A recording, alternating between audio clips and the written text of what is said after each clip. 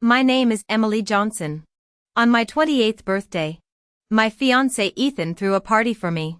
Someone in the group chat joked about whether we were approaching our big day. Staring at the message, I felt somewhat dazed. We'd been together for 6 or 7 years since graduation. It really was time to take our relationship to the next level. I remembered him asking last month what kind of flowers I liked. The signs had been there all along. That's why I came home early today. Showered, changed, and did a full makeup look. If today was the day I'd get engaged, I needed to be the most stunning woman in the room. The venue took my breath away when I arrived. An entire wall of roses greeted guests at the entrance. The decor screaming luxury. Not exactly my taste. But who could resist such grand gestures? Murmurs of admiration rippled through the crowd. Gotta hand it to Ethan. Someone said. This rose wall's epic enough to make a grown man emotional. He'd orchestrated these elaborate celebrations every year since we started dating. Before Ethan, my birthdays had been low-key dinners with close friends.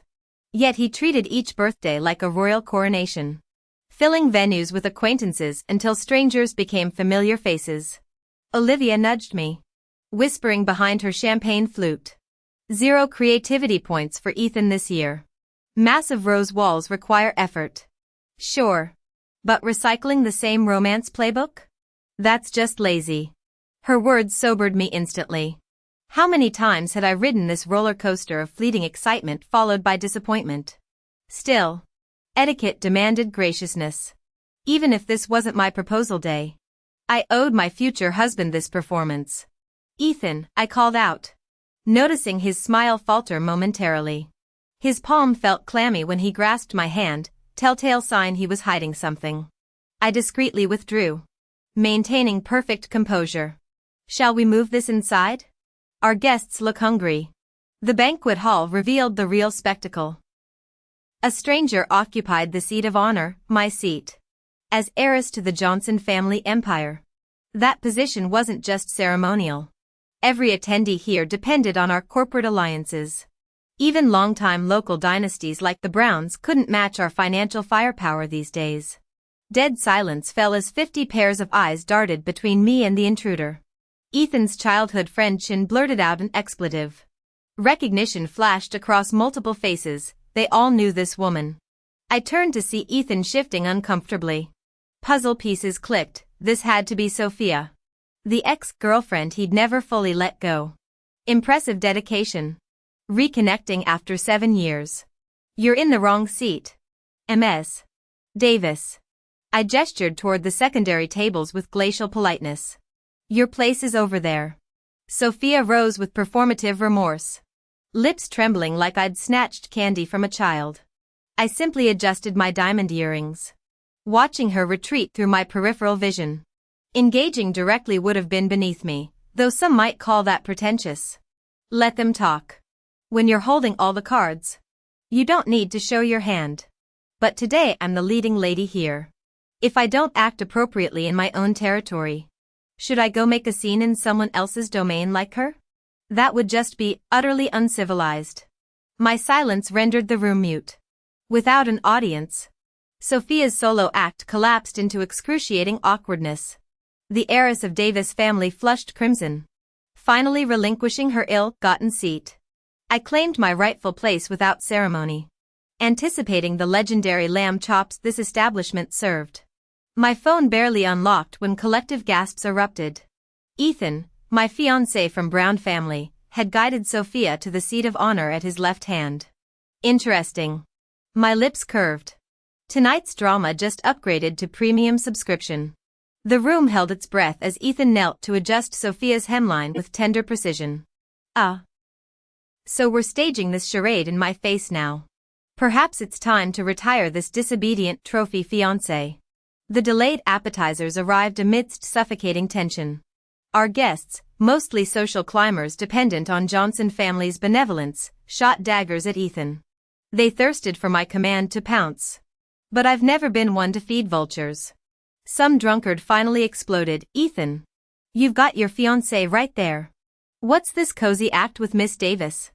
All that surprise for my sweetheart bullshit. Which sweetheart exactly? My eyebrow arched. Sweetheart? In 8 years? Ethan's never used pet names. How delightfully treacherous. Sophia met my gaze. Tear-streaked face radiating dignified suffering. Even I had to admire the performance. The food arrived just as I leaned forward for the kill, forcing Olivia and me to exchange disappointed glances. The lobster thermidor nearly distracted me from the fresh wave of gasps. There was Ethan, peeling shrimp with surgical precision, the same Ethan who'd once hospitalized staff for using the wrong linen napkin. Sympathetic eyes turned to me. Poor Emily. They thought. Little did they know crustaceans make me break out in hives. Our gatherings usually ban seafood, except when Sophia attends. The shrimp bowl landed before Sophia with finality. More dramatic inhales. Honestly, these people ruined perfectly good truffle risotto with their theatrics. My chopsticks clattered against porcelain. Ethan froze mid-reach, panic flashing across his features. What? I snapped at the staring crowd. My face come with nutritional value? When they kept gawking, I barked, eat before it gets cold. For Christ's sake. The room erupted into frantic chewing sounds. I returned to dissecting my lamb chop, mentally drafting breakup announcements. Olivia kicked me under the table, grinning like we'd just won the Super Bowl.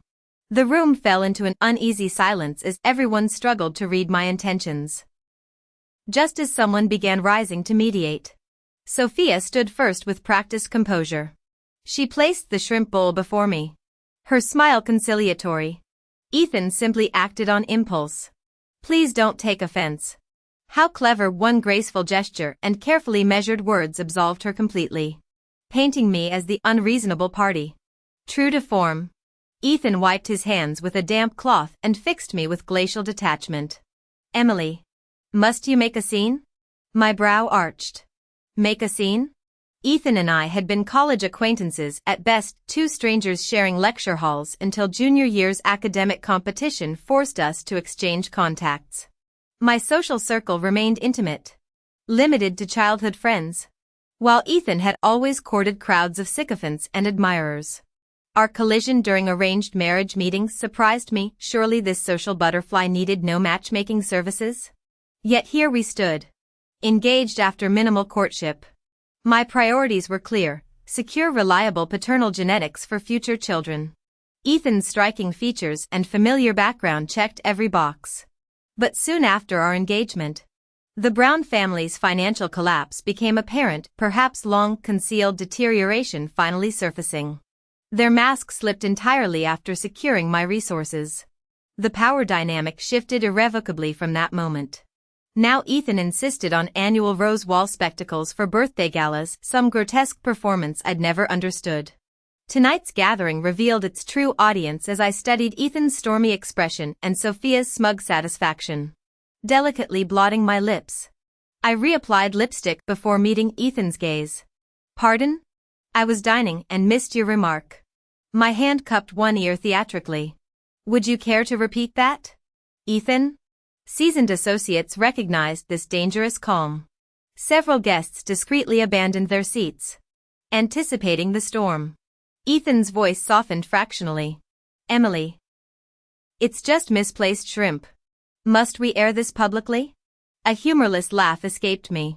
Lily, my perpetually cheerful assistant, materialized instantly. Yes. Ms. Johnson? I pinched her cherubic cheek affectionately. You adore shrimp, don't you? Enjoy this, no sense wasting perfectly peeled ones. Lily's crescent moon eyes sparkled as she accepted the bowl. On it, boss. Ethan's chair screeched backward. What's your game, Emily? I regarded him coolly. Ethan, have I permitted such insolence? Though physically towering over my seated form, he visibly deflated under my gaze. The silence stretched taut until he finally muttered, my apologies. Louder. The chandeliers didn't catch that. My apologies. He barked, venom simmering beneath. Are we compensating for inadequacies through volume? I inquired mildly. As Ethan's complexion modeled, Olivia restrained a seething Sophia.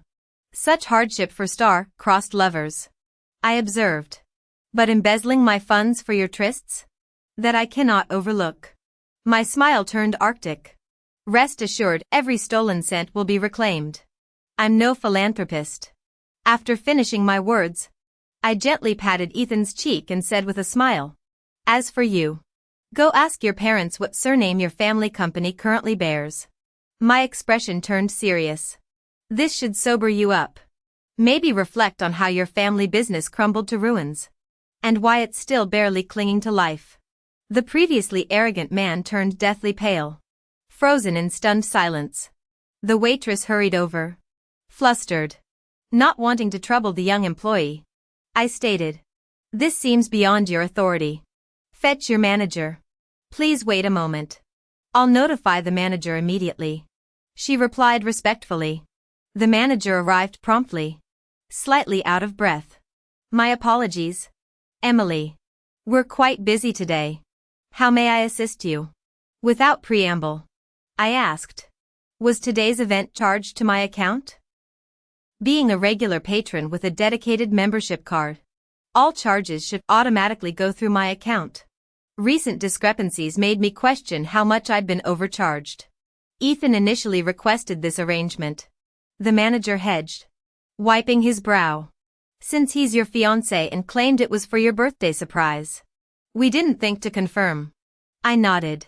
If it's under my name, why was shrimp served when my profile explicitly states seafood allergies? This should have followed my dietary preferences. The manager paled. An assistant interjected.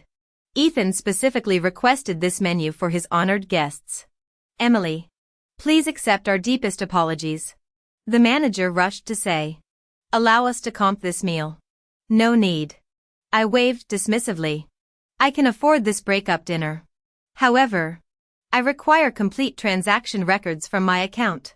Of course. Though compiling years of data might take time. That's acceptable. Have the documents delivered to my attorney Michael. Understanding flashed in the manager's eyes as he gave assurances. Satisfied, I left with Olivia and Lily. We headed to the University District's vibrant food street. During our return, my father called with a generous cash transfer. My parents, currently traveling abroad after decades of hard work, had wanted to return for my birthday despite my objections. When my mother video called later, her face covered with a facial mask filled the screen. Honey? Someone upset you? Then fight back. She adjusted her sheet mask. Your father and I didn't build our empire for you to endure nonsense. Hire professional managers if needed, life's too short for compromises. Lily peeked into frame, lightening the mood. Auntie, look how cute I've become. Their cheerful banter lifted my spirits. Finally decided? Olivia muttered as we drove. I told you to dump that scumbag ages ago. He's probably with that mistress right now. I'll have my brother beat him up. I chuckled. Your brother's a police officer now. No more childhood vigilante justice. Useless then. She grumbled. If you just want a baby, use my brother. He doesn't smoke or drink, prime genetic material. I spat out my water as Lily chimed in. Solid plan. We've known him since diapers, reliable stock. Mom. I snatched back my phone, ending the call amidst laughter. By nightfall, I stood at my office's floor-to-ceiling windows, fingertips tracing my coffee cup's rim. The August heat hung heavy even at this height. Cicadas buzzing lethargically below. The Johnson family legacy gleamed in the city lights, a kingdom demanding no compromises. My phone vibrated. The words Michael Taylor on the screen snapping me back to reality. 3 days had passed since the birthday gala. Yet before my hammer could fall, the Brown family empire had already crumbled. MS. Emily Johnson. We've traced the transactions. Michael's voice crackled with excitement through the speaker. Ethan Brown made 427 hotel charges under your name over 5 years. 305 involving Sophia Davis. The kicker? Last Wednesday's presidential suite booking. The floor-to-ceiling windows reflected my whitening knuckles as the porcelain cup clinked against its saucer. Those rose walls at every birthday gala weren't for me after all. No wonder Ethan insisted on hosting those ridiculous parties, my money funding his mistress's social climbing. I care less about the theatrics. I interrupted Michael's report, watching ant-like pedestrians scurry below. When do I see my money? The attorney cleared his throat. Recovery might prove complicated. Michael, I hissed. My retainer wasn't for excuses. The ensuing silence confirmed he'd caught my drift. Rest assured. Ms. Emily. Every cent will be recovered. He backpedaled. Olivia burst into my office as the call disconnected. Stilettos sinking into plush carpet. Sophia is Ethan's high school sweetheart. She slammed a dossier on my desk. Dumped him during the Browns' first bankruptcy. Latched onto some trust fund baby. Then crawled back when that went south. Oh. And she dropped $8 million at Macau last month. The surveillance photo of Sophia's gambling frenzy contrasted sharply with her trembling damsel act at the gala. Those shaking hands weren't from nerves, just withdrawal symptoms. Before I could process this, 37 missed calls from Ethan lit up my screen. Olivia glared at the caller ID. Don't tell me you're still soft on that leech. I grimaced at my cold brew's bitter aftertaste. If you saw the financial statements, you'd realize that question deserves more than a slap. Our dark humor died when Sophia's call came through. The coffee shop confrontation unfolded like bad reality TV, my palm connecting with her cheek before she finished her gold digger insult. Didn't my lawyers inform you? I hissed as waitstaff retreated. That dress? My credit card. Keep testing me. I'll have you trending on social media in your skivvies. Her pregnancy announcement came via crumpled lab report. Ethan says you're barren. 5 million and the baby's yours after dash. Jesus. Sophia. Olivia yanked me backward as I choked. That's human trafficking. We fled before the police could be called, only to collide with Ethan's haggard frame at the exit. His Armani suit resembled week-old laundry. Eyes bloodshot as he grabbed my wrist. Happy now? My father's in ICU. I shook him off, smoothing my sleeves. 305 hotel stays. Ethan. The presidential suite charge still pending. The cafe patron's stares intensified as he paled. Shall we discuss your embezzlement publicly? His grip tightened. The whole city's blacklisting US. Smart crowd. I pried his fingers loose. They know real power when they see it.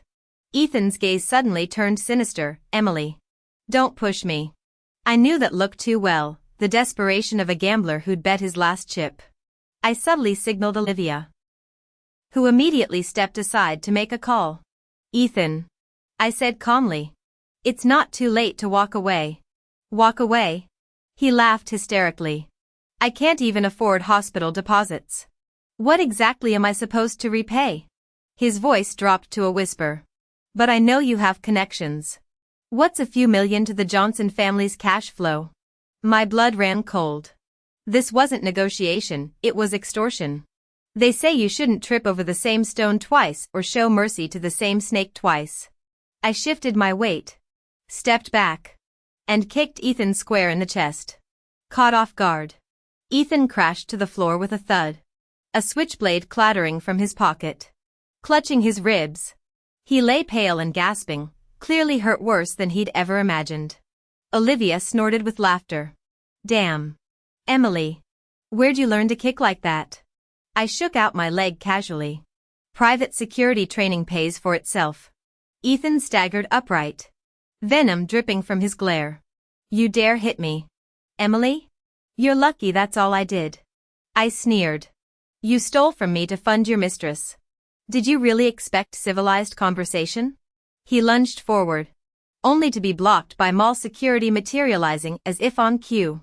Do you know who I am? Ethan spat through clenched teeth. The guard remained impassive. Your identity doesn't override disturbance laws. Sir. Turning away, I told security. Please ensure this gentleman finds somewhere quiet to compose himself. With that, Olivia and I exited stage left. When desperation set in, Ethan and Sophia resorted to live streaming. Their pathetic attempt at a smear campaign painted me as the other woman, a calculated play for public sympathy to escape consequences. Nothing sells like rich people's bedroom drama. Hell, I'd created burner accounts just to follow celebrity gossip channels myself. But fantasy and reality diverged spectacularly. My team had been prepped since Ethan's betrayal. Within minutes of their stream going live, we'd hijacked the narrative. While they ranted, I filed a police report in real time. The circus lasted 5 glorious minutes before authorities escorted them off-screen mid-broadcast. Before their channel got nuked, we funneled the audience to our corporate account. God knows where Olivia found that genius influencer who dissected their train wreck while subtly promoting our product line. Compelling content meets strategic pricing. Our overnight sales shut up every skeptical board member. Money talks. Bullshit walks. 3 months later, Ethan and Sophia's sentencing coincided with the Brown family's bankruptcy declaration. Auctioneers picked their empire clean. Blinding sunlight hit me outside the courthouse. Olivia shoved a boba tea into my hand. Satisfied? I sipped. Damn. She'd gotten it iced. Mostly.